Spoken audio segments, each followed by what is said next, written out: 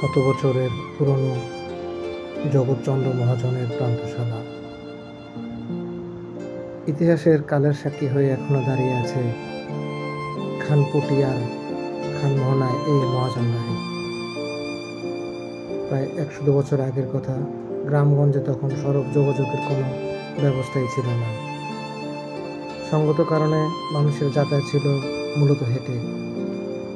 বণিক সওদাগররাও তাদের পণ্য সামগ্রী বজরা নৌকায় ভরে দূর দূরান্তের হাটবাজারে নিয়ে যেতেন নদীপথে। সাপ্তাহিক হাটের বেচাকেনা শেষে তারা আবার যাত্রা করতেন পরের গন্তব্যে।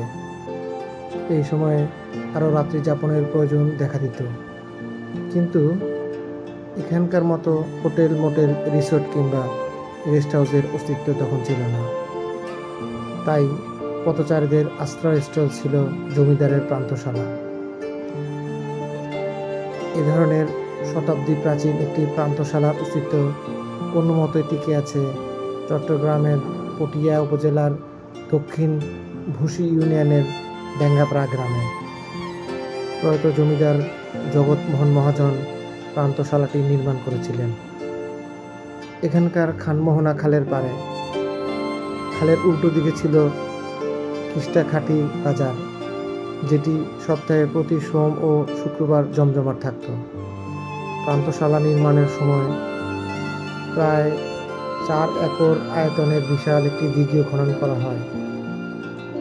আশ্রয় নেওয়া লোকজনের সুপেয় আর ব্যবহারের পানির প্রয়োজনে। এলাকার লোকজন বলতেন এই খানমোহনা খাল ধরেই একসময় সওদাগরি নৌকা চলত। দূর দূরান্তের লোকজনরাও যাতায়াত ছিল এই খাল ধরে। বিশেষ করে চট্টগ্রামের চাকতাই খাতুনগঞ্জের ব্যবসায়ীরা পণ্যের পসরা নিয়ে কর্ণফুলী নদী হয়ে বোয়ালখালী খাল, চানখালী খাল, খানমোহনা খাল ধরে নিত্য চলাচল করতেন।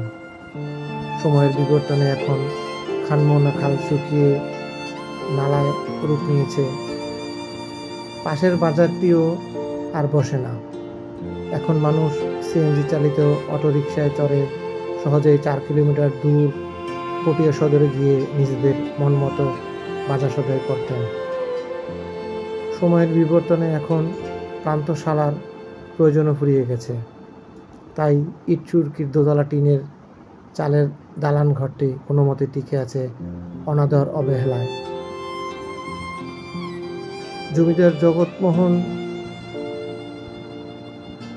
মহাজন প্রান্তশালাটি নির্মাণ করেন 1334 বঙ্গাব্দে।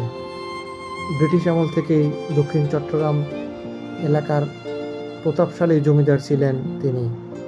দূর দূরান্ত থেকে আসা লোকজন সেই জগৎমোহন মহাজনের প্রান্তশালায় বসে পানি মাংস খাবার দাবার করতেন। আবার প্রান্তশালার দোতলায় বিশ্রাম নেওয়ার ব্যবস্থাও ছিল। কালের বিবর্তনে তাদের জমিদারি জায়গা সম্পত্তি হাতছাড়া হয়ে যায়।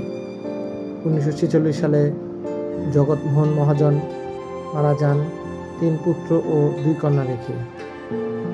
এক ছেলে সুনীল চন্দ্র চৌধুরী পটিয়া ডেঙ্গাপাড়া গ্রামে থাকেন। এখন জরাজীর্ণ একটি মাটির ঘরে মহাজনের পরিবারের বংশধরদের বসবাস। অন্য 2 ছেলে চট্টগ্রাম শহরে চলে গেছেন অনেক আগেই।